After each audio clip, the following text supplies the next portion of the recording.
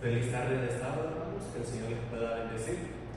Vamos a dar inicio con nuestro seminario acerca de la importancia del griego. Pero antes de ello les invito a que puedan inclinar sus rostros y vamos a orar. Oremos. Nuestro buen Dios y buen Padre que moras en los cielos, santificado y glorificado sea tu nombre. Gracias, Señor, te damos por tu palabra y por la oportunidad que tú nos das de estar aquí en este lugar para alabar y glorificar tu nombre. Señor, en este momento que hemos de estudiar este importante y valioso tema, que sea tu Santo Espíritu quien nos dirija, en el nombre de Jesús. Amén. Muy bien, hermanos, pues vamos a hablar acerca de un tema muy importante en esta hora. Y ese tema es la importancia del griego, la importancia del idioma original en el que se escribió, en este caso, el Nuevo Testamento, los 27 libros que lo constituyen. Muy bien. Lo que quiero resaltar con este tema es lo siguiente. La importancia de este idioma antiguo no se basa precisamente en cuántas personas lo utilizan, pues esta clase de idioma, esta clase de griego, déjenme comentarles que no se habla ni se escribe, ni se lee como medio de comunicación moderna. Es por esa razón que se le denomina junto al hebreo como lenguas muertas. Sin embargo, es muy importante, ya que ese es el idioma original en el que se escribió el Nuevo Testamento. De hecho, dicho sea de paso, el idioma que se hablaba en todo el Imperio Romano durante el primer siglo de la era cristiana, es decir, en los días de Cristo y los apóstoles, era el griego helenístico, conocido también como koiné, griego koiné. ¿Qué quiere decir eso? ¿Qué quiere decir la palabra koiné? Lo que quiere decir es que ese era el dialecto común de las personas durante esa época. Esta clase de griego corresponde a la época comprendida entre el año 300 a.C. y el año 300 después de Cristo. Fue precisamente durante la última parte de ese periodo que se escribieron los 27 libros que hoy en día constituyen el Nuevo Testamento. Ahora bien, hablemos un poco acerca de la Biblia y sus traducciones. Hoy en día nosotros tenemos a la disposición una gran cantidad de traducciones y de hecho estas son útiles, pero no todas logran captar la intensidad del término original utilizado por su autor y sus implicaciones culturales, temporales, lingüísticas e inclusive históricas. Hay otras versiones en las que incluso ustedes pueden observar la influencia de una denominación en particular con el fin de sostener sus enseñanzas y doctrinas. Por lo tanto, es crucial examinar el lenguaje original para entender el texto bíblico, sobre todo cuando se trata de uno controversial. Y es por esa razón que en esta ocasión, en esta tarde, vamos a examinar algunos textos desde su respectivo idioma original que podrían causar controversia en las distintas versiones disponibles de la Sagrada Escritura. El primer pasaje que vamos a examinar en esta hora es el siguiente. Se encuentra en el Evangelio de Juan, capítulo 1, versículo 1. Evangelio de Juan, capítulo 1, versículo 1. Esta es la versión, la traducción del Nuevo Mundo, la traducción que suelen utilizar los testigos de Jehová Y dice a continuación lo siguiente: en el principio la palabra existía. La palabra estaba con Dios. Y ahora escuchen esto. Y la palabra era un Dios. Noten ustedes cómo lo traduce esta versión en particular, la traducción del Nuevo Mundo. Noten cómo lo traduce. Dice que en el principio era la palabra. La palabra estaba con Dios y la palabra era un Dios. Noten, era un Dios. De acuerdo con los testigos de Jehová, Jesús tiene una naturaleza parecida a la del Padre. Parecida. No es idéntica, no es igual. Es parecida a la del Padre. Es un ser divino, distinto al Padre y el primer ser creado, en quien posteriormente fueron creadas todas las cosas, de acuerdo a lo que ellos enseñan. De hecho, a eso se le llama arrianismo, y fue una de las enseñanzas de los primeros siglos. Los arrianos sostenían que Jesús era el primer ser creado. Esa era la enseñanza que ellos sostenían. Dicho sea de paso, el que empezó a propagar esta enseñanza,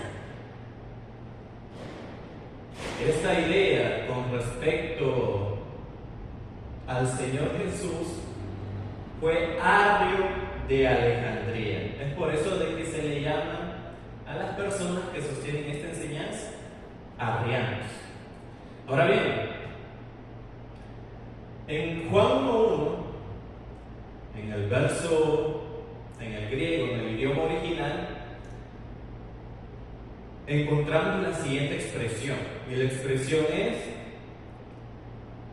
Kaiteos en Hologos, que significa y Dios era la palabra. Esta frase podría causar cierta confusión. ¿Por qué? Porque se podría llegar a pensar que la palabra, que el término palabra y Dios son términos intercambiables, y querría decir que Dios y la palabra son un mismo ser, es decir, que Jesús y el Padre son la misma persona y no dos seres distintos. Sin embargo, esos términos, Dios y palabra, realmente y enteramente no siempre son intercambiables, por lo que el autor lo que desea resaltar es la igualdad que hay entre Dios el Padre y Jesucristo. Ahora bien, nosotros como adventistas del séptimo día creemos, al igual que esta denominación, que Jesús y el Padre sí son dos seres distintos, pero no creemos que Jesús sea de una naturaleza parecida, entre comillas, a la del Padre, sino que ambos son de una misma sustancia, ambos son de una misma naturaleza. Y a diferencia de esta denominación que presenta a Jesús como el primer ser creado, nosotros sostenemos firmemente que Jesús es preexistente, es eterno y se encuentra en igualdad, en un estado de igualdad con el Dios infinito. Entonces, lo que el apóstol Juan, el autor del Evangelio, del cuarto Evangelio, quiere resaltar es la igualdad que hay entre el Padre y el Hijo. Cuando en el griego dice y Dios era la palabra, no está queriendo decir que la palabra y Dios, en este caso Dios el Padre, son la misma persona. No, a lo que se está refiriendo es que ambos son de una misma naturaleza. Ambos se encuentran en un estado de igualdad. Ambos son Dios, ambos son eternos, preexistentes. Ambos tienen vida original, que no proviene ni deriva de otra. Y eso es algo muy interesante porque las personas que suelen caer en el arrianismo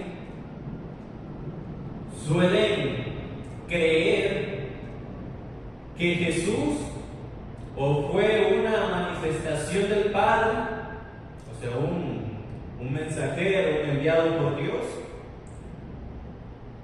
o suelen creer que son la misma persona, o si no, de igual forma, suelen creer, en el mismo término del arrianismo, suelen creer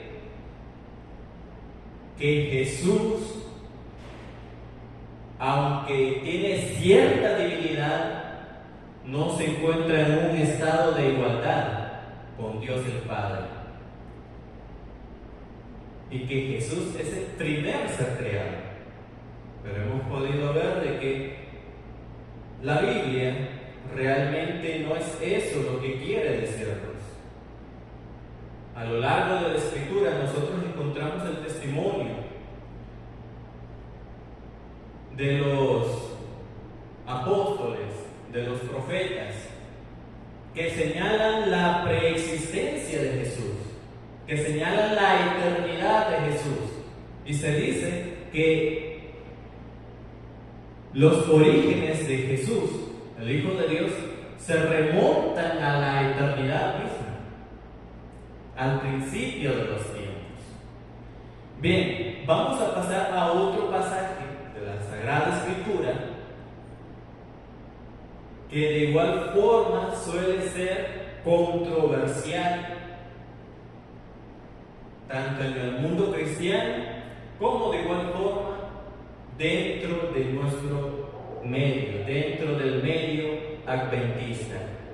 Y vamos a buscar el Evangelio el Evangelio según Mateo, capítulo 5, versículo 48. Mateo capítulo 5, verso 48. El siguiente pasaje que vamos a examinar es bastante interesante.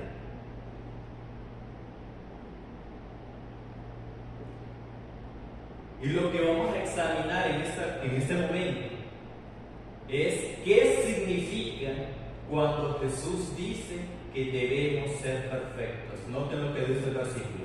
Sed pues vosotros perfectos, como vuestro Padre que está en los cielos es perfecto. Qué interesante. ¿Qué quiere decirnos? ¿Qué quiso darnos a entender el Señor cuando dijo estas palabras? ¿A qué se estaba refiriendo? Eso es lo que vamos a ver en este momento. ¿Cómo puede el ser humano ser perfecto así como el Padre Celestial es perfecto? ¿Cómo podría ser? Porque debemos de recordar, hermanos, que Dios es un ser impecable.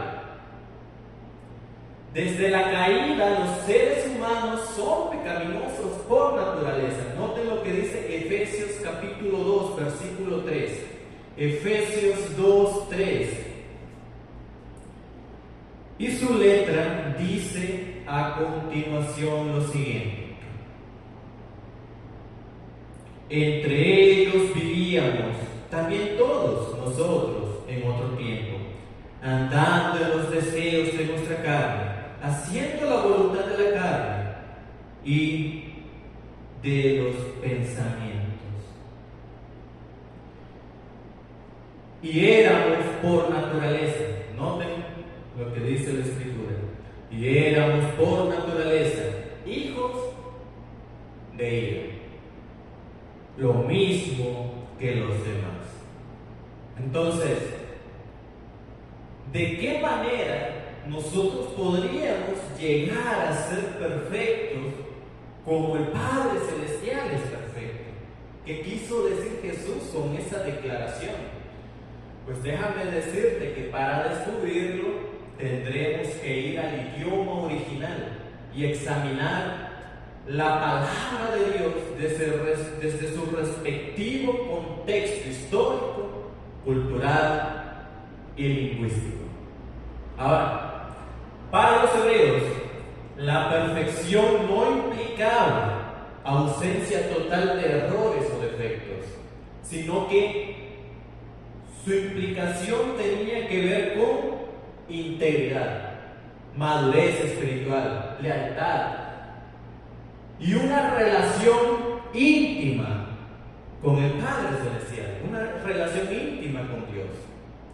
Entonces, la perfección para los hebreos se centraba, hermanos, en el corazón y la obediencia. Sin embargo, en la filosofía griega, la perfección frecuentemente, comúnmente, estaba asociada con la idea de alcanzar un ideal completo o sin falta, algo que no tenía deficiencia alguna. Se trataba de un estado final, completo y absoluto. De hecho, este concepto fue influenciado por los filósofos griegos Platón y Aristóteles. La perfección era lo que alcanzaba su propósito máximo. En griego, el término griego, hermanos, para perfección es teleios y significa plenamente desarrollado, maduro, habiendo obtenido la culminación o propósito. ¿Saben? Hay una diferencia, hay un contraste bastante notable entre el concepto de los hebreos y los griegos. Por ello, entender el contexto de Mateo capítulo 5, versos 48, es necesario, es esencial para comprender el significado de lo que Jesús quería decir. De hecho, en el último contraste se define la perfección no como una ausencia de defectos, no como el desarraigo de toda falla moral, no como inerrancia, no como infalibilidad, sino más bien como la extensión del amor de Dios hacia el grupo más alejado de nosotros, de cada uno de nosotros, es decir, nuestros enemigos. Si ustedes notan, en Mateo capítulo 5 encontramos una serie de contrastes junto al llamado a la perfección, en el versículo 48. Esta invitación en sí, hermanos, contiene un sentido de la más profunda pureza moral. Por ejemplo, nosotros encontramos que en todo el capítulo 5 se redefine el odio como homicidio. O más allá de decir una redefinición, estamos hablando de una explicación, una extensión de lo que decía el mandamiento, porque el mandamiento decía: no matarás. Pero ahora Jesús dice: yo os digo a ustedes, todo aquel que llame tonto a su hermano, ya le hizo daño en su corazón. Entonces, noten esa explicación. Estamos viendo que se amplía la explicación, se da una explicación acerca del mandamiento. Y la violación del mandamiento no implica únicamente en el acto de asesinar a una persona, sino también cuando nosotros nos enojamos con nuestros hermanos, con las personas que nos rodean.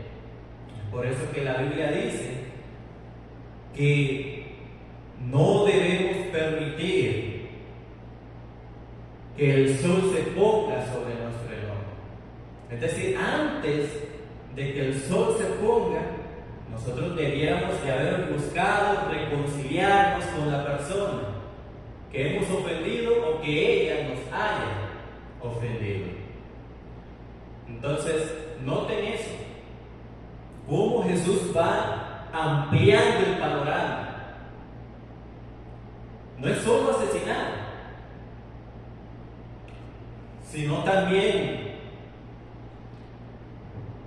actuar, llevar una actitud de odio hacia la otra persona. Pero Jesús no solamente amplía la explicación de este mandamiento, también el mandamiento que nos habla acerca del adulterio, Jesús amplió más el panorama sobre ese mandamiento. Y noten qué fue lo que hizo. Jesús dijo: todo aquel que mira a una mujer para codiciarla, ¿qué fue lo que hizo? Ya cometió adulterio en su corazón. Noten qué impresionante. El adulterio no solamente consiste en el acto. ¿Por qué?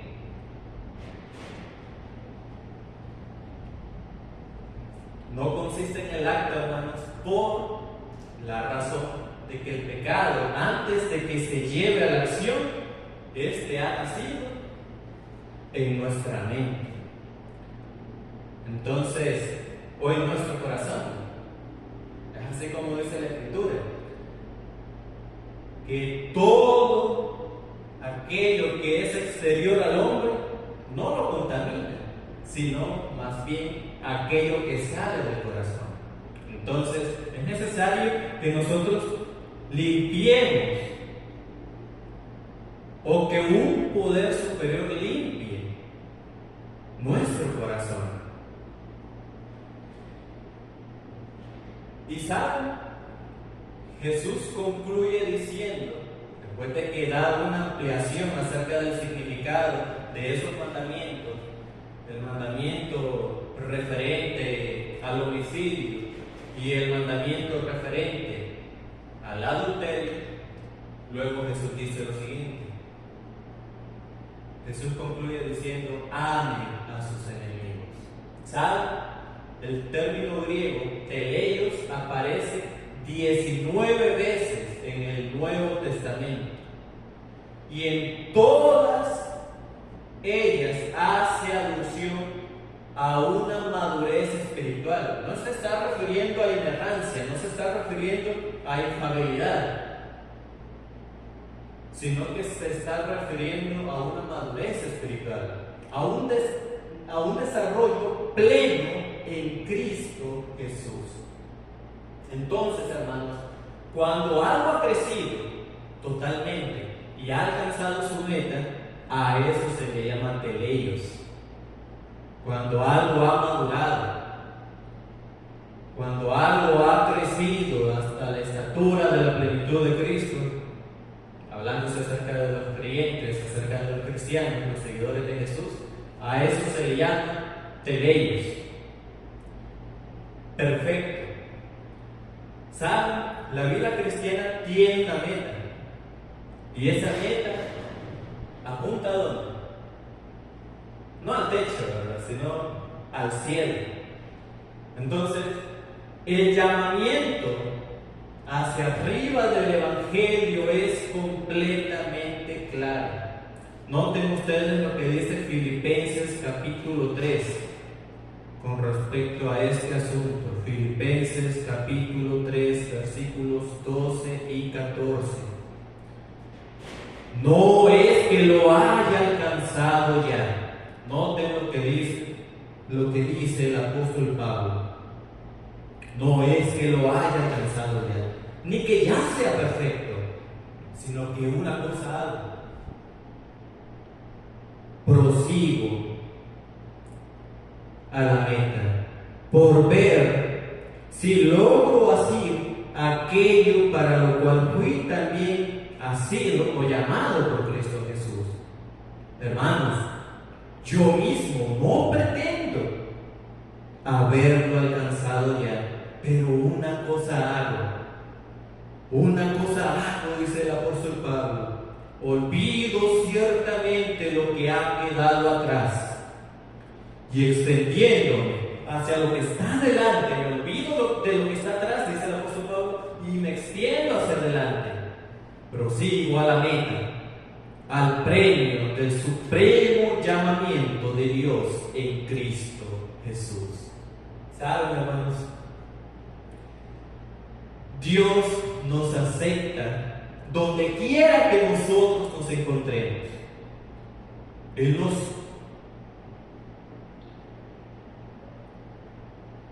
nos recoge en algún lugar determinado. En algún lugar determinado el Señor nos recoge. Nos toma de la mano y nunca nos deja ir. Nunca nos deja donde nos encontró, sino que hace algo. Lo que hace el Señor es que Él nos toma en un viaje en retorno hacia la patria celestial. Él nos toma en un viaje hacia la madurez cristiana. Y a ese viaje se le llama santificación. Y ese es un proceso no de un día, sino de toda la vida. Entonces, queridos hermanos, la expresión o el término teleios, que significa perfecto, no está haciendo énfasis en inerrancia, en infalibilidad, en falta de errores, sino que a lo que se está refiriendo es a ser completos en Cristo Jesús. Jesús nos hace completos con su justicia. Es por la justicia de Jesús que nosotros podemos ir al cielo. Es por la justicia de Jesús que nosotros somos reconciliados con Dios y encontramos paz para con Él por medio de Jesucristo. No hay nada que tú y yo podamos hacer para salvarnos. Necesitamos mirar a Jesús, el Cordero de Dios que quita el pecado del mundo. Entonces, queridos hermanos, este término no debe entenderse desde el concepto de los griegos, desde el concepto griego, en el cual ellos hacían referencia a una plenitud, a una totalidad, a inerrancia, sino que debemos ver el concepto desde la perspectiva hebrea. Y desde la perspectiva hebrea nosotros podemos examinar